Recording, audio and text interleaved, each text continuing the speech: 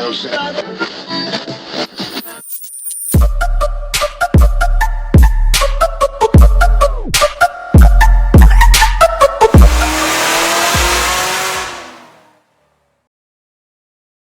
this is Alec from Late Model Performance. We just got done this 2018 ZL1 with our Stage 4 package.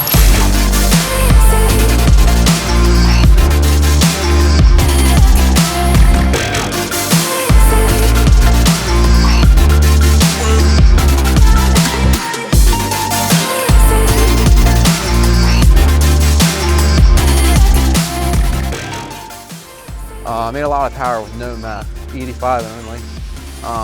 The guy did not want meth on it, so we told him, you know, we think we can make roughly 850 without the meth on it. That's usually what our Stage 4 packages do. But meth obviously helps a little bit too. So we did this combo a little different.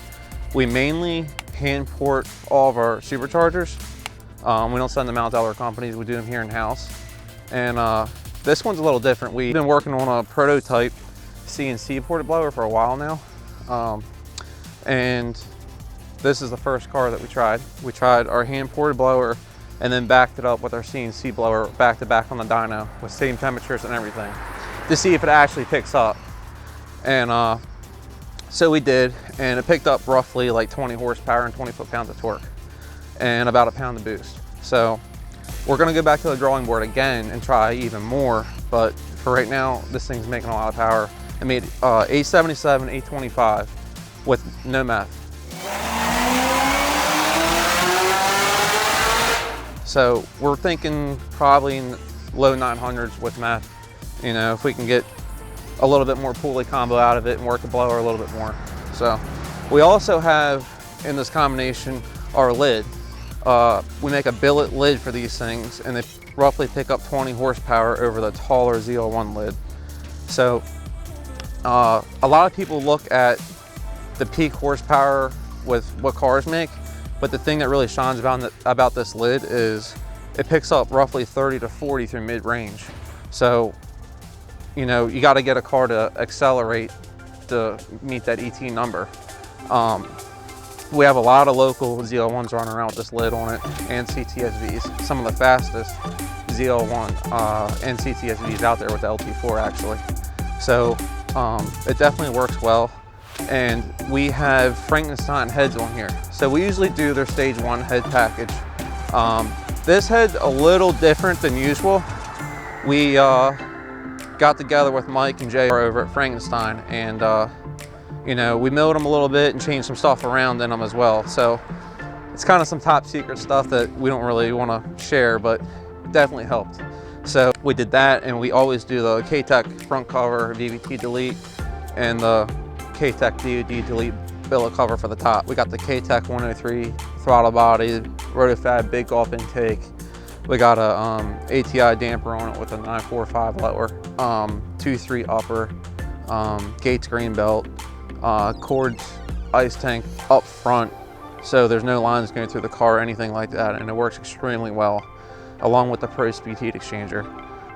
It seems like the cooling is really good on these things when you just keep it simple. You don't need a whole lot to go into the trunk or anything like that.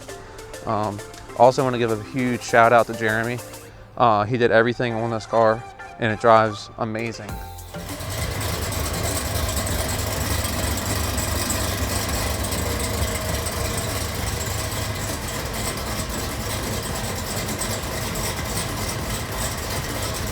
Also, it's running our camshaft. We have a couple different cams for these, but this is a little bit on the smaller side. So, you know, the guy really wanted good drivability. And I'll take you guys on a tour of the car and see how good it really is for making just about 900 horsepower to the tire. All right, so we're in the car, and as you guys can tell, it's extremely quiet. It has headers on it with the stock mufflers. We're a big fan of that because you can control, you know, from tour mode to sport mode, and it opens up the flaps. So, you know, there's some different ways about, you know, getting this thing quiet and talking on the Bluetooth still. So we'll take a first spin and show you guys how nice the drive really is. So here we are driving this thing down the road in tour mode, and it drives extremely well. You literally can't tell a difference from, you know, putting heads and cam on this thing from driving it home from the showroom. you know, so we make sure the drivability in these things are pretty much perfect. This guy could take it down, you know, across country if you wanted to. Pump gas right back in this thing. I made 800 on pump gas with, you know, no meth or anything like that. So, you know, it's definitely a cool piece. It's got a 10-speed automatic in it, so no converter. They don't really need it, you know. And this guy actually races this car too, so it's not just one of these dyno queens that, you know, you see with a lot of these other people doing and not really performing well. So before we did a lot of work to this, he just had a lower on it, 917 lower on it, and it was on E30 and a rotofab, and I think that it went the best of 1019 at 134. So pretty good, you know, 140 60 foot.